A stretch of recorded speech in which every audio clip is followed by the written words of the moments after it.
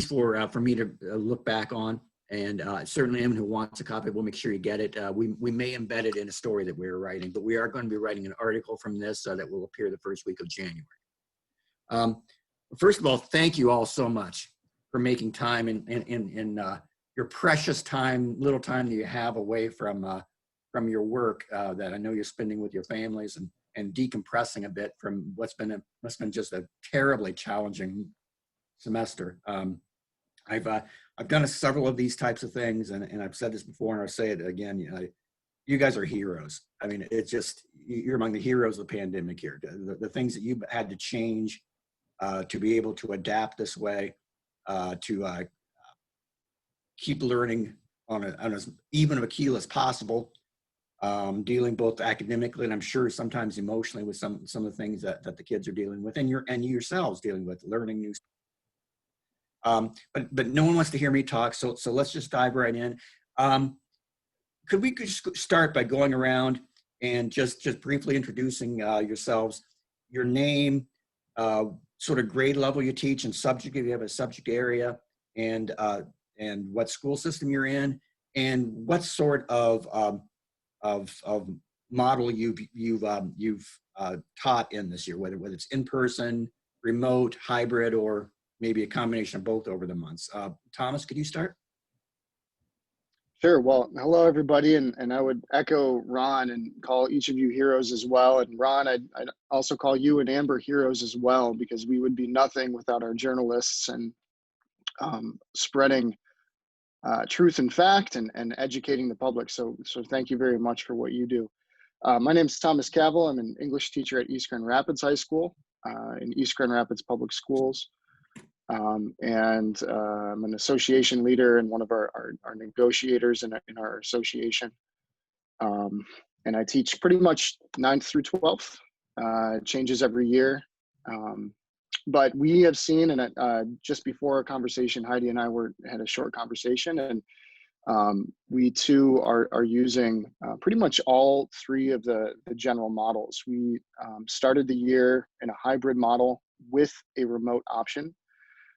So our elementary students, K-5, were set up in separate cohorts within their classrooms, meaning that they, even at the upper elementary, would not switch for different subjects. They would just remain in their classroom, and individual teachers would come into the classroom for special subjects. But our middle school and high school started with a hybrid program, meaning that we saw roughly half of our students in the morning and then half of our students in the afternoon. And I won't go into the nuances of the middle school and high school schedule system there, but then that transitioned to full-time in September. And so for much of the semester up until the end of October, November, when we had some changes in the state, we were in a full-time model with still remote options. So we had, general ed students that could opt to stay at home and learn remotely at the same time as we were learning in class. And so we did, we had a Zoom call set up for every class, and that will continue this next semester while we had a class full of students. And then for the last several months, since I'm at a high school, we have been, for the last several weeks, we've been fully remote. So we've seen the gamut though. We've gone through everything, and that is bound to continue. However, our high school and middle school and elementary school are planning on moving into full-time instruction with remote option when we begin again next Monday.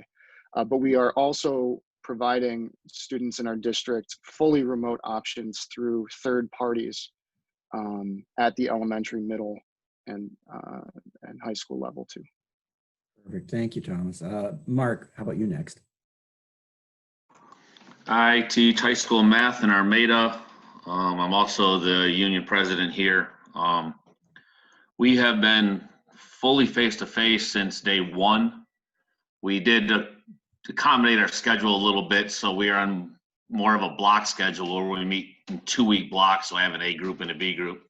Our elementary is cohorted though much like Heidi, we do have full-time virtual teachers for the students who have chosen to stay virtual. So each grade has, we're a smaller school, so each grade has a full-time virtual teacher. But at the middle and high school, we do have kids who have chosen to stay fully remote. They are kind of mixed into our classes. We don't do live. We're not doing live teaching, so we just get our content online, whether it's through a video or a recording. Every teacher is doing something a little different. That's kind of been the big challenge, is how do we best service our remote kids while we're servicing our face-to-face kids. We have been fully face-to-face until the last couple weeks, and then when the high schools have had to go remote, we've gone fully remote. But like I said, through a schedule change we negotiated before the year started to accommodate a few things. We've had a remote option, but they've been mixed in. Sure. All right. Thank you. Heidi. Hi, everyone. My name is Heidi Stang. I'm with Cadillac Area Public Schools in Cadillac, Michigan. So thank you for doing this today. I think there's a lot of good information to come from this conversation, I'm sure. So prior to the shutdown in March, I've been 23 years in the same district, and I was an instructional literacy coach supporting teachers for several years. And then just before school started, literally within a couple days before school started this fall, I got a call from my superintendent that said, I need to reassign you. I can't find anybody to fill a virtual teacher K1 and 2 position. It'll only be for a short period of time, and then we'll get you back. Well, here I am still. I started off the beginning of the year teaching kindergarten, first and second grade, live instruction daily, over 150 kids with just me. Wow. And then from then, they slowly have started to add staff on, with a lot of pressure to add staff, not by choice, but that we've been pressuring to add more staff. And then I shifted away from direct teaching with students, and then I shifted back into my instructional literacy coach role, but working with all of the virtual parapros and teachers that we had to train them on doing all of reading interventions to meet the Read by 3 legislation. So I shifted to that position. There was another reassignment. Got that up and running, and then just recently, just day before we left for Christmas break, got shifted back to teach just first grade virtual because our numbers continually uptick. So we do, in our elementary, we're completely 100% face-to-face. However, we do offer a virtual opportunity for parents if they choose. We are not purchasing a program. We are designing our own curriculum that involves live instruction every single day with our students, plus small group interventions as well. So in our high school, they did go blended because of the governor's requirements. But for the most part here in Cadillac, we've been able to maintain face-to-face instructions. K-8 and then 9-12 is now returning after Christmas break with, I guess what we'd call it, alternative calendar, where we have half of our students attend one day and then the other half the other day. Thanks, Heidi. Adam? Hi, everybody. I'm Adam Bedwin. I teach at Sheboygan High School up in the north, and this is my 4th year here. And before coming to Sheboygan, I taught at Burt Township School up in Grand Marais. It's one of the small island districts in the UP. And at both my jobs, I've kind of taken on the task of trying to incorporate technology into the districts. There's not a ton of money for devices and technology up here, and so the pandemic was a bit of a challenge. And so what we're doing here at Sheboygan is kindergarten through 7th grade, they have either found a teacher to be a designated online teacher for that grade, or in the middle school, some teachers they do have like an hour of online where they get to meet with the kids. But here at the high school where I'm at, we decided we also didn't want to buy a pre-made curriculum. We wanted Sheboygan teachers teaching a Sheboygan curriculum. And because of that, we have the students in person and have had them since day one, but we also are providing the virtual instruction asynchronously, because we've recognized that due to the connection issues and whatnot, being in a rural area, it was a bit unrealistic to expect all of our virtual students to be able to Zoom in at the same time as the in-class students. So that's been our model, using our own stuff along with Google Classroom to deliver things asynchronously and in person at the same time. Perfect. Jamie? Hi, I'm Jamie Petron. I teach in Anchor Bay in New Baltimore. This is my 20th year in the district. I'm also the association president. We have kind of a crazy road, just like the rest of you. We started the year off virtually, and that was a last minute decision by our board. They originally had decided to go full face-to-face, and then the next week pulled it back a couple days before school started. And then on October 3rd, we went back fully face-to-face. In the elementaries, they were able to separate teachers out to have virtual students, because we offer a virtual option as well. However, in the secondary level, we do not.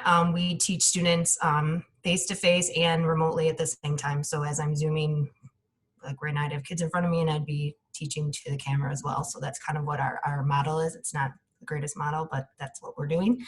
The week before the governor or the MHDS order to go remotely at the high school, our board actually decided that secondary was going back to remote because we had so many quarantines and staff disruptions that it was completely out of control.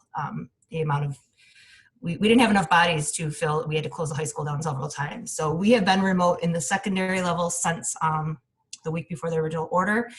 And our secondary kids are staying out an extra week. We go back the 4th. We're gonna go back face-to-face on the 11th. However, through the entire time, our elementary has been fully face-to-face again with that virtual option for those who choose it. So. Okay. Yeah. Maurice. Hi, I'm Maurice Ellis-Ford. I'm a 12th year teacher at Farndale High School. I teach science and computer programming, and I'm also our association president. So we've been a little bit more conservative than everyone else from what I've heard. We've not had in-person learning at all this year. Only for special ed students who their IEPs can't be accommodated through virtual learning. They've had in-person learning twice a week. And our early childhood students have been in person twice a week. Everything else has been virtual. We were gearing up to go back in person, or to offer an in-person experience around October, and then the numbers started to creep up, so our board scrapped that plan. So we've been virtual only. We see kids probably about half the time that we would normally see them if they were in person, so they're not in front of the computers all day. And so far, we've been making the best of it. Okay, thank you, everybody. Thank you again, everybody, for being here. I'd like to start with a question and get everyone's response to it. After that question, then I'll throw out some questions, and just whoever wants to jump in can, and please follow up, and please feel free to ask each other questions as we go. I want this to be have your, you all have the ability just to chat a little bit. But I'm very interested in getting a sense from you all, and I love this because we have people from across the state teaching at different levels with different sort of modalities. I'd like to hear how your students have responded to this crazy year, both how they're doing academically and non-academically. I'm sure that as a teacher, you must have some sense of like how they're dealing with it personally or emotionally. Why don't we go backward the other way? Maurice, how are your students doing? Sure. So I've seen a pretty stark contrast from my upperclassmen who take physics and computer science. So they're taking, I'd say, higher end courses, and they've elected to take challenging courses. I've seen a stark difference between them and the freshman class that I teach. In my upperclassmen courses, we're not covering as much material as we normally would because we don't meet as frequently. But generally, I have about 90% attendance every day. Students are doing the work, asking for help. We do office hours on Fridays, so they come in for office hours to get more help on Fridays. So I think they also have 2 years or 2 or 3 years under their belt of how to do school in terms of high school. So I think they came with a skill set that was pretty strong already. On the other end, though, the freshmen are really struggling. I probably, excuse me, probably have maybe half the class that's not passing right now, maybe a little bit more, which is very atypical. What would be typical, Maurice? For my freshman class, maybe 20%, and hopefully getting that down to about 10% by the semester. So I think they really, the transition from middle school to high school is one big jump in terms of rigor and difficulty that's been hard for students to handle. And then that compounded with how they ended last school year and then now being thrust into a virtual space for this year. And in my heart of hearts, I wish we would have had a more intentional onboarding process, to use a lack of a better term, for our freshmen to help them acclimate to what school would be like, and maybe have done that in person in the fall. So that's the difference I'm seeing. Upperclassmen are doing okay. The freshmen are really struggling. Yeah, I'm going to skip around a bit. Thomas, I saw your head bobbing up and down like one of those little things in a car here.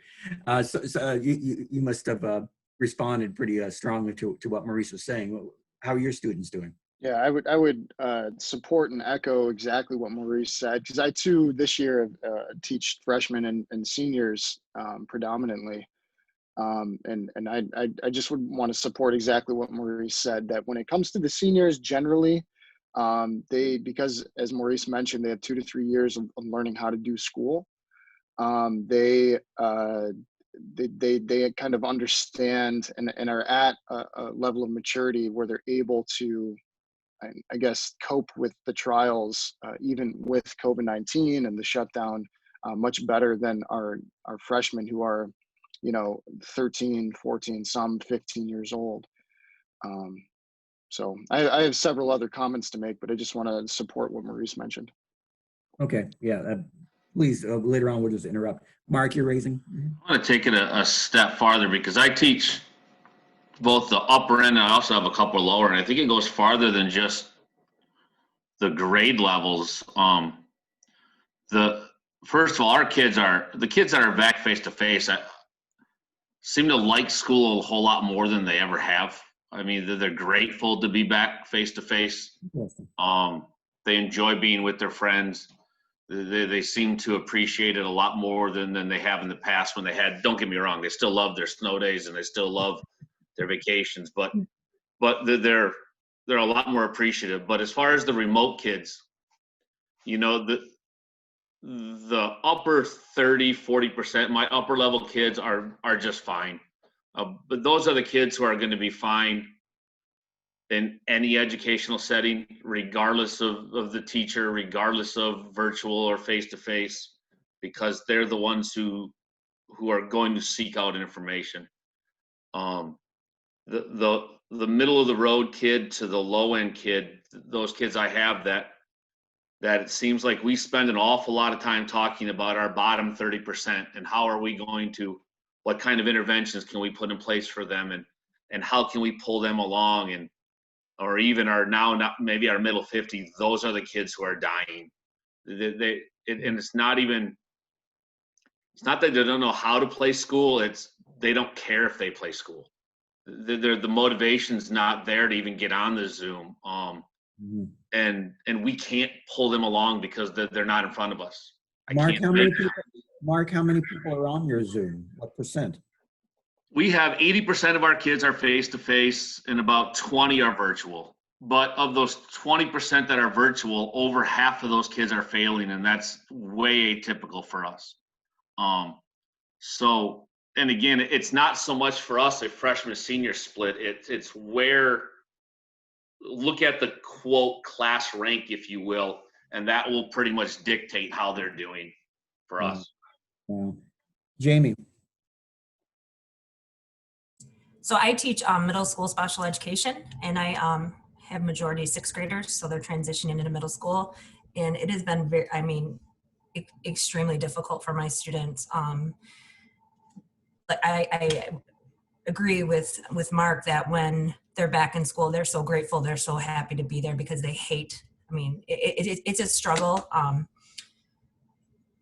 when we were told that we had to go back remotely, you could just see them like being crushed because it's like impossible for them to get on all the Zooms and keep up with the work and submit. And it's been very, very difficult for them. So the one thing, I guess the positive that I would say is that I do a lot of, maybe not so much teaching on Zooms like this with my kids, but we're getting a lot of that social emotional connection stuff. So Right. we're still able to build those good relationships, but it's been a real struggle for them with the virtual.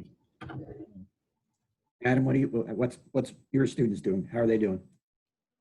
Well, I don't think I mentioned it. I teach social studies. I'm doing 8th grade U.S. history right now and 10th grade economics. And I have to agree with what Mark said. We have a lot of students that they don't want to play school. A lot of them, well, I mean, every kid wants to do well, but up here in my district, there hasn't been a lot of emphasis on teaching kids how to type or use technology. So this year, all of a sudden, we tell them we have to be prepared at any second. We could go remote, and you have to be ready to learn online. And the kids who were in the room in September were told that we were going to prepare because we expected it would happen eventually. The students at home, because they chose to be online, we made the assumption that they were equipped to do that. And for the most part, they were. The kids who are online didn't have too many issues with knowing how to type or how to process the information. There was a bit, but we were able to help them. So when we went online in November, a lot of our students who are here in the room, they just dropped off the radar on us. And when we would call and contact them, they would tell us, "Oh, I'm doing the work, I'm turning it in." Some of them are playing games where they click turn in, but they haven't actually done anything in order to show that they're showing up. But if kids don't know how to type, if they don't have reliable internet, it's going to be very hard for them to get online. And that's been something we've had to struggle with. Oh boy. How about in Cadillac, Heidi? Yeah, so I think I'm the only elementary person. Is that correct? Yes.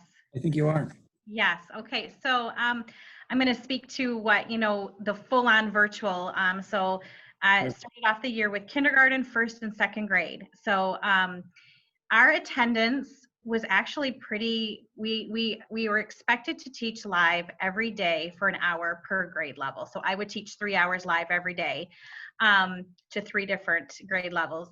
And the attendance was actually pretty strong, and it has remained pretty strong. The kids are motivated to join us because I think that's one of their highlights of their day. I would have up to 50 kindergartners on one Zoom at a time with me. And when you think about planning out live instruction for kindergarten via Zoom, I would have about 30 tabs lined up, and I would have to have songs and musics and movements and breaks, and they were holding up things and sharing and showing just to keep their attention. But I was so reliant on parents. I needed to have parents off to the side of the screen to be able to help those students maneuver, the chat box, maneuver the mouse. We even tried breakout rooms at one point. But then I found myself shifting when I knew that the parents were close by. I would often teach my students something, and then I would say, "Okay, mom and dad, lean in." And then I would explain to the parents as well, like, "Here's what I just did. Here's why we did this. Here's what you can do at home." So I found myself doing a lot of parent education as well, because they're kindergarten, first and second grade.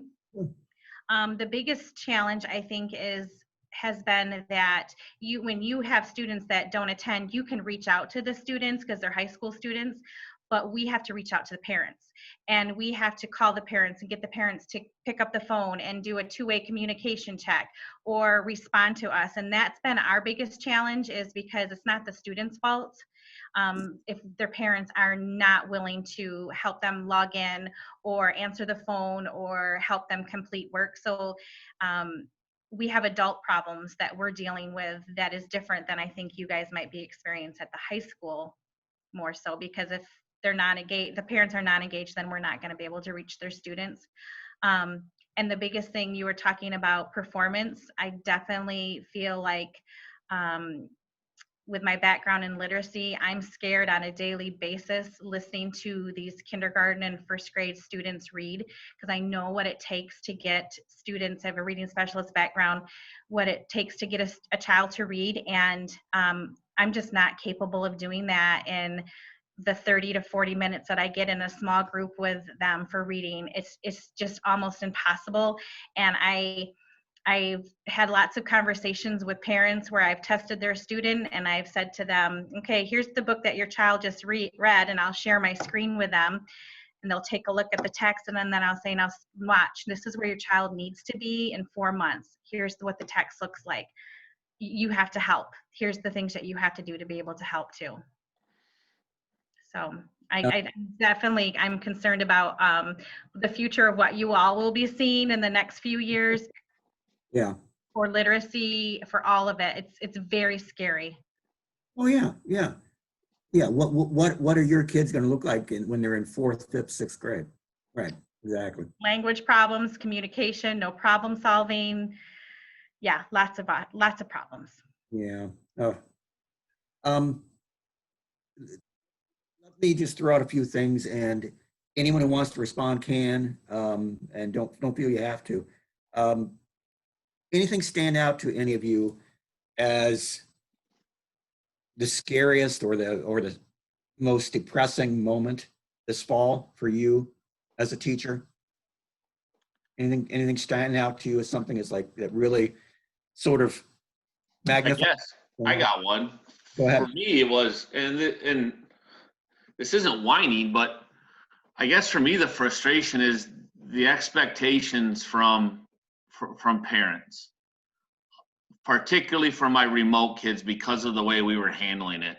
For the parents who kept their kids home remotely, that they thought that they were going to have me full time, the same way as if the kids were face to face. I've got a full class in front of me, and much like Cadillac, those kids or not Cadillac, like Sheboygan, like Adam, we're doing asynchronous with those kids because it's impossible. And I would get phone calls and the expectation that, the phone calls to the principals or the phone calls to the board of those teachers aren't available enough to my child. Well, I'm teaching all day. I'm doing my job, teaching all day to my class of whatever I have. You've chosen to keep your child home for whatever reason. And I'm not debating their choice. Some kids legitimately need to stay home for health reasons. Some kids just want to be home for whatever. I'm not debating that choice, but to think that the expectation that I was going to then have I'm going to do a Zoom call with your child for tutoring at 6, 7 o'clock at night, that after I've done my full-time day, now I'm going to do a remote, now I'm available for tutoring for your child that you're not sending to school. Those type of, and then being an association president, and I'm pretty close to Jamie, Anchor Bay's close, and being in our CC, I've sat on several other union board meetings, and those kind of expectations from parents, not in just my district, but I hear it all over the state of teachers don't want to do their jobs. Wait a minute. We are doing our jobs. We're doing 2, 3, 4 jobs. I am doing my job all day, but it's unreasonable for you to think that you're keeping your child home, that now I need to do extra time above that to tutor your child because you're not sending them to school. And it's not that I don't want to do my job. I'm happy to do my job, but I'm not doing 4 jobs. And that's not whining. That's just, let's temper expectations of what you're expecting of all of us, because we are doing our very, very best. And it's not that I'm just teaching remote kids. That's not my job. I mean, I'm teaching your child. I need to have a life, and I have a family, and I've got, when my day's over, I can't be expected to do more for your child because you're not sending them to school. That's been frustrating. I think the whole just being labeled a villain being an association president, you know, we had to advocate for safety of our members, right? And so when you're doing that, I got a ton of public backlash from my community. I mean, I really thought they were going to stone me at one point because you're trying to take away our choice of putting our kids face to face. And that wasn't what it was about. It was about the fact that they didn't have proper safety protocols in place and we weren't ready to go back. And it was always, well, if you don't like your job, you can quit. Or if parents don't want to send their kids, they give a virtual option. But what everyone fails to remember is we don't have an option. I don't get to be a virtual teacher and stay home. You know, and I have members who have medical conditions who literally cannot go back to work because there isn't a virtual position available for them. So I think just being villainized by the community, in fact, today, that's a hot topic for me because today I was getting, you know, slandered on social media. And it's like, I'm not saying that we don't want to be back in the classroom. We all do. We all know that's best for kids, but we have to be safe about it. And when you look at the numbers of staff who have been sick, who've been quarantined, the disruption to learning, like these are all the things that they just fail to kind of take into account. And it's like me, my situation, that's what's important. And they don't look at, like Mark was saying, your own family. I actually had to take a leave this year. My own children are virtual and have been all year. And I was a face-to-face teacher. I got quarantined. I lost my childcare. So, you know, and then last time I'll let these teachers, they just take leaves. At some point you have to put your own family first and your own safety and your own sanity. And I think that they just failed to recognize that. And it's actually very disheartening to me. And it really, when I think about it, it's probably the worst part of all of this is that like villain factor, or to think like, you know, Sure. We were put on a pedestal at one point and now we're just, you know, I don't know. You're talking more of like parents and family, you know. Yeah, community. Yeah. Yeah. My experience has been somewhat that, but most of mine has been coming from administration and unreal expectations about what one person can possibly do. Unbelievable expectations with absolutely no roadmap, no plan, no vision. We're going to start our virtual school, figure it out. And it got dumped in my lap and 2 other teachers' laps with absolutely no preparation, no choice, no guidance. We've been figuring it out as we go. And sometimes I think they take advantage because they know we're bleeding hearts. They know that we want to do what's best for our kids at any expense. And I feel like oftentimes that gets taken advantage of. You know, since I've started this position in September, I've had 4 different job assignments in 4 months, 1 every month, total different job. Now figure this out, now solve this, now do this. And, you know, having a conversation with my superintendent just last week, do you think that's typical? Do you think that's okay that you can give somebody 4 different jobs in 4 months and that's okay? And they keep saying, we don't have a choice. We don't have a choice. But it's been the absolute worst year of my career, 23 years, completely 100% burnt out. Probably, you know, I can retire in a little over 1.5 years because I did buy some years. And if you asked me a year ago, would I be considering retiring at the age of 46? That's how old I'll be at 30 years in. I'd say absolutely not. Why would I? Why? I can't tell you how many times I've been on the ORS site working numbers, figuring it out. Like, it has been the absolute worst year. And I've lost trust in administration. I feel like I don't know what they're going to come at me with. So I'm so guarded, and I look at everything as what's their angle, and I just don't like who it's made me. I don't like what I've become this year. I think my darkest point is slightly different because we've been virtual the entire year. So we haven't had to deal with the pressure of being in an unsafe environment or parents complaining because we're not available for the virtual versus the in-person. So for me, and what I'm hearing from other teachers is it's like teaching virtually is almost like teaching with a blindfold on, because our students aren't turning their cameras on at all. So you're sitting there for hours throughout the day talking to a black screen and getting very little response.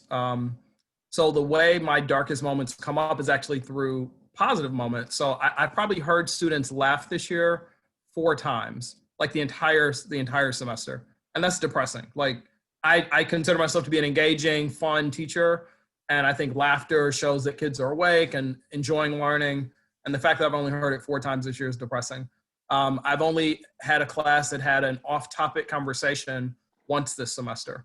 And I think, we all know that those are some of the moments that students appreciate the most, is when you spend 15 minutes talking about like sweet potato pie versus pumpkin pie and Thanksgiving dishes and all these kind of random things. So I think for a lot of teachers, this has been a depressing year because they're really missing out on the relationships that we built with students.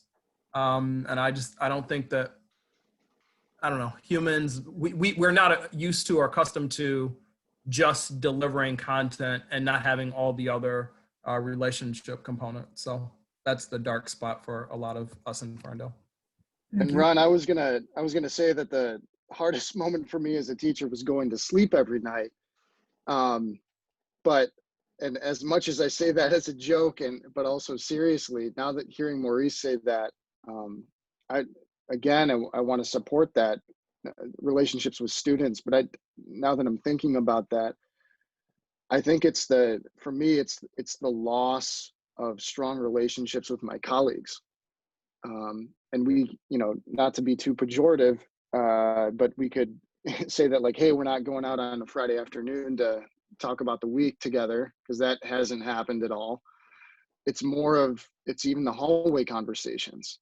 Sure. We are not truly able to convene and collaborate and strengthen our craft in a meaningful way. My department, we've met socially distanced in the same classroom. We have about 8 members. And so we've met several times throughout the semester, but it's not the same because we're all seated basically in a fishbowl conversation. Right. We've tried a Zoom call, much like this. It's not the same. And so just thinking about the loss of professional growth, and this is no one's fault, right? This is the year that we've been living in, the situation that we've been living in. But another loss of relationship has been in those adult relationships. And I think that could be stretched to the families. The things that make our schools so strong. Yeah, we all want to say it's the teachers, but, and that is absolutely true, but it's also the relationships that we build, the relationships with our students, the relationships with our families and their parents, the relationships with our colleagues. And I would echo some of the comments of the lack of trust or the loss of trust with our administrators that was mentioned before. But I think that loss of trust in our administration has come from the fact that partially at least, we have been denied the opportunity to develop strong relationships with our administrators. In my district, administrators are not, well, at least in my building, administrators are not coming into our classrooms to observe. We've had all virtual observations. Now, for my personal preference, I appreciate that because I don't want any extra contact if I don't have to have it. Right. I have a family to care for. But at the same time, I do have faith in my building administrators that as educational leaders, that they want to help me grow and become a better teacher. But we've lost that connection. I see them through emails. I see them maybe passing by in the hall to discipline a student. And so that loss of relationship all across the board, for me is not just a dark moment, it's the darkness of the times that we're living. And we have a lot of hope and optimism that we can look forward to, but at the same time, those gaps need to be filled. Heidi, you were mentioning concerns regarding literacy and problem solving with younger students, but I think that, that runs the full gamut of K-12, right? There have been losses in learning, not just for students, but in teachers. There have been losses in learning and relationship building in other educators and our school psychologists, our social workers, our administrators. Our schools thrive on relationship. Our schools thrive on love and care. And it's there, but it's been kind of shoved into a corner. It's been thrown down a foxhole, and it's very hard to see. And so one of the greatest stresses that we have as classroom teachers is that we have to work that much harder every day to help our students see that love and see that care, and understand that we still care about having a relationship with them. As Maurice was mentioning, we are looking at blank screens for an entire class period. And because of our ethics and our rules, we can't force students to have their faces on screen. But that at the heart of it, we have so many gaps to fill in regard to the development of friendship and relationship and care for one another. You know, and I think, and this comes, I guess, a lot of it from being the association president. I think I see this more, but I've seen a lot of truly heroic stories that give me hope of people forging through. Either, you know, I got a friend with diabetes who's coming to work every day and doing his job and being great. And I've seen, you know, people helping people and doing those things, but there's also the side that's made me more cynical of because relationships are so important, and there's people just trying to take advantage of the situation, of the dumb excuses of why I can't come to work and I can't do this and I can't do that. And that's a little frustrating, both from students, from my colleagues. You know, I've seen more of the extremes that you don't normally see. Sure. That as well. Yeah. We have 17 minutes left, and so I want to switch topics for a second and try to look forward for a second. I cover education full time, K-12 and higher ed, and something that is starting to come up when I'm talking to superintendents is whether there are some things that have been learned in this crazy year that may be applicable in classrooms or in education after we all get our shots. Love to hear if any of you have any thoughts on it. Do you think there's anything that you've learned, or things that either skills or way you teach or the way you relate to your students? Is there anything that's going to come out of this that you think it will have a lasting positive impact in schools moving forward? Maybe not. I'm just throwing it out there. I think that for me, I have really figured out that I've known this, for teaching for 23 years, but every single minute and second counts for instruction. Now that I only get, an hour a day, and I know it's just going to take so much more. So I figured out like that fine balance between how do you share it with the emotional support part and the instructional support, and trying to absolutely squeeze every minute out of that, and then also keep engagement up at the same time. So I feel like I've figured out how to juggle a few more balls in my career of being able to balance engagement, social, emotional instruction in such a tight amount of time. Okay. And I think that I can pass that information, so prior to virtual teaching, I spent every day working with teachers and supporting teachers and setting goals with teachers and observing and co-teaching. So what I'm taking away from this experience this year, although it's not been my ideal year, I definitely have filled my tool belt with some new skills that I hope to pass on to other teachers down the road, if this ever has to continue, or a different way of learning might be in the future for teachers anyway. Thank you. Anyone else have any thoughts on that? Ron, I felt like someone asked me maybe a month ago how things are going. I was going to give my standard, like, pretty shitty response. But then I thought about March of 2020. I was like, you know what? Compared to March, we are doing like a wonderful job. And I think we have to give ourselves credit for kind of climbing the steep learning curve of transitioning to online learning, or both populations, in person and online, in such a quick manner. So I think the entire education profession has built a skill set of how to do a better job of engaging students virtually when necessary. And hopefully we don't have a pandemic and we don't have to do this again, but at least I feel like we have more tools to deliver virtual instruction. That's one.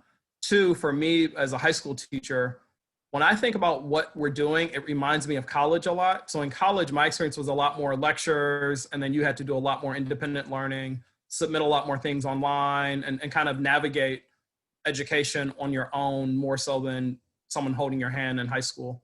And what this has really highlighted for me is the gap in our schools. So between our, I'll say, top tier students and the middle 50% and bottom tier, we really need to do a better job if we're trying to prepare students for a space in the future where they can learn a lot online, or if they're going to go to college and have to have more independence. We need to start building the skills within them now to be able to use technology better, to submit assignments online, to do attachments in emails, to watch a video and take notes. Just, I really think this has highlighted how ill-prepared the vast majority of my students are for at least the college experience that I had, where a lot of it was navigating online spaces and working with people using technology. So let me ask a few quick questions, and I picked this up from a couple of you, and I wanted to just maybe by nodding or just quick answers. Do you think that this year has exacerbated the gap between sort of your high flyers in your classes and your low flyers? Okay. And related to something else that several of you were speaking about how many, I think Mark, you said, I can't do 4 jobs. How many of you feel that you're working more hours this year than you would in a normal year? Is that a normal experience? Okay. And one other quick thing, just so I don't, I raise it before people start signing off here. Mark, I know that you said you've had COVID, right? Yeah. Anyone else has it touched any of you or your families directly so far? Go ahead. No, my sister actually lives across the street and has 3 small children. We're both single mothers, and she got it. And so I was quarantined here for 2 weeks with 5 children under 10. So I probably had it, but I have not been tested. So that was a major situation for me. Last question I want to ask to give everyone plenty of time to answer, and then we'll just open it up in the forum. But because Bridge Magazine it started out as a very strict sort of public policy publication. We've expanded since then, but we try to look at state policy when we look at issues. How can things change to improve things? Your experience this year.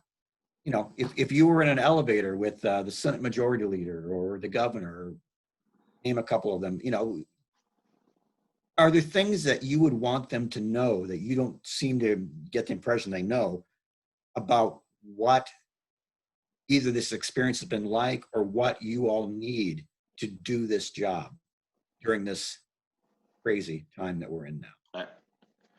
I think for me personally, especially being in a position where I work with admin to make decisions, without getting into the specifics of what we need and what I need from them and what I think would make our job better, I just need them to make decisions and make them in a timely fashion.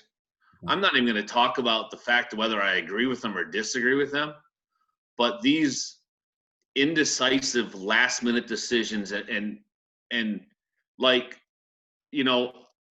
not finding out until basically the first day of school whether or not they were going to forgive, whether or not we had to meet the day and hour requirement. Right. How are we supposed to make a plan? Because we started making our plan back in June. How are we supposed to make a plan for school if I don't know if I got to meet those days and hour requirements? Right. Make a plan and stick to it. But make a decision early so the rest of us can plan our day. Again, I'm not going to talk about the fact that I think we need more money, the fact that I think those type of things, I don't even care. I care. Obviously, I care a lot. But just make decisions in a timely fashion so the districts, we can make our plans accordingly and get something in place instead of waiting until the last minute. You know, what's the budget going to be? Don't make it after school started when it doesn't help us. Don't tell us what our days and hours are going to be the day school starts so we can't have a plan in place. Do your job and make the decisions we need to do ours. Okay. Anyone else? Yes. Fortunately, my administration has been very good about listening to us in the fact that we need more time. To do this online stuff takes an insane amount of time, whether it's synchronous or not. And teachers want to do well, kids want to do well, and to do that, everyone just needs that time. So I was out on the internet. I saw that over in Minnesota, their governor issued an executive order, specifically 20-94. And what it said is they were encouraging schools to offer asynchronous instruction and then requiring that there would be 30 minutes of additional prep time a day with the ability for 5 instructional days to be turned into planning days. And I don't know if something like that is something that the governor would do or the legislature would do, but honestly, districts throughout the state need to realize if they want their students to be doing well, their teachers need to be able to plan meaningful work for them and not be pushing their stress down onto the students. And they should consider, finding more time for planning. But if I was also in an elevator with a group of teachers, I'd also tell them, at least here in my rural area, I'm telling everyone I work with, yes, the content is important and meeting all the standards is important, but we have to offer flexibility, revision opportunities, and make it so these kids can do the best work they can in whatever environment they're in while they're at home. Thank you. Anyone else? If not, just very briefly, and this might be a counter to what Mark mentioned, but we all know that our state education budget is far underfunded, greatly underfunded, and has been for a decade or more. And none of us seem very happy. We love our students. We love our job. This is our calling. We are educators, whether we move into a different job or a different path of life. And Heidi, if you are fortunate to retire in a year or two, congratulations. But you're still a teacher. And we love our kids and we love our colleagues, and we do this because we are people that care about other people. Yet we are consistently taken advantage of. And maybe I will be the complainant against Mark's comment, which was valid, but I'll say it, that if we want to have the best teachers in the country, in the world, this year is really going to be the trial of fire, I think. And we are going to see teachers burn out. I know that I have considered that many times. And we I think are getting to a breaking point in the state of Michigan. And if our state wants to take public education seriously, they need to take much more seriously education policy in Lansing, in every community throughout the state. And I will fight for that until my dying breath. But public education is what makes this state work. It's not the businesses. It is the education of the child in every community throughout the state. And I am pent up with frustration, and I just have a strong desire that we can continue to work together to try to be progressive in the way that we fund education in the state, to make sure that students get the resources that they need and teachers are fairly compensated for the incredible work that they've done. Thomas, I agree with you 100%. I remember being at Snyder's last education conference when he was rolling out the Marshall Plan. And I wanted to chat. I couldn't get to him to talk to him after, but it was talking about funding more we needed more of the Voc Ed stuff, and because we have a teacher who teaches the Cisco networking stuff, the computer stuff, and she has had to go to training to get this, and it was exactly what he was talking about. And I always found it ironic that she had to go to training to get this, and when the kids that get out of her program, they're going to be certified to go into this when they leave. She had to get the training to get these kids certified, yet the kids, when they walk out, are going to make more than she does with this certification in a starting job. So the person who's training these kids to get the certification is going to make less than the kids she's training when they're done. How does that make sense? Why wouldn't she just go take their job instead of staying and teaching them? It doesn't make sense. Brian, I wanted to throw out one thing. To me, I just think the education system I don't think we thought intentionally about what we want our education system to do. And as a result, I don't think we succeed, like broadly speaking. And I thought COVID was an opportunity to really kind of try new things and rethink how we do school. Why not start school outside? You meet with 7 kids for this amount of time. But it just seems like we're just stuck in this cycle of doing school the way we've done it for 100 years without really changing with the times. And then some of that is driven by the state always, giving us information at the last minute, whether that's per pupil funding or what the rules are going to be for pupil accounting, whatever it is. But I'd love it if someone could convene a body to put together like a 20-year plan of here's what we want schools to do, here's how we're going to support them, and here's like a legitimate plan that's going to materialize to get us there without having to change every 4 years when there's an election or who has control of the House or Senate. So I don't know the solution, but I feel like we're just kind of going through the motions that we've always gone through. I agree with that too. Maurice, you mentioned in the chat that earlier that you say that it wasn't as much exacerbated the gap, but brought more attention or more emphasis to it. And again, I'd support that. And sorry, Heidi, for stepping on you there. But again, it's to me, this just seems like now that the vaccine is getting spread, and our first responders and phase 1A in Michigan, individuals are getting vaccinated, and we have high hopes for educators over the course of the next few months. I too get the feeling that our nation, not just our state, but our whole nation is just going to sweep the last year and a half under the rug and kind of forget about it. And how much focus on, as Maurice mentioned, the intention of the education system, or the aims or the goals, the objectives of public education in our state, in our nation, how much of that is just going to get swept under the rug, and we're just going to move forward, and policy is going to change every 2 years or every 4 years or every 6 years. Sorry, Heidi. No, you're okay.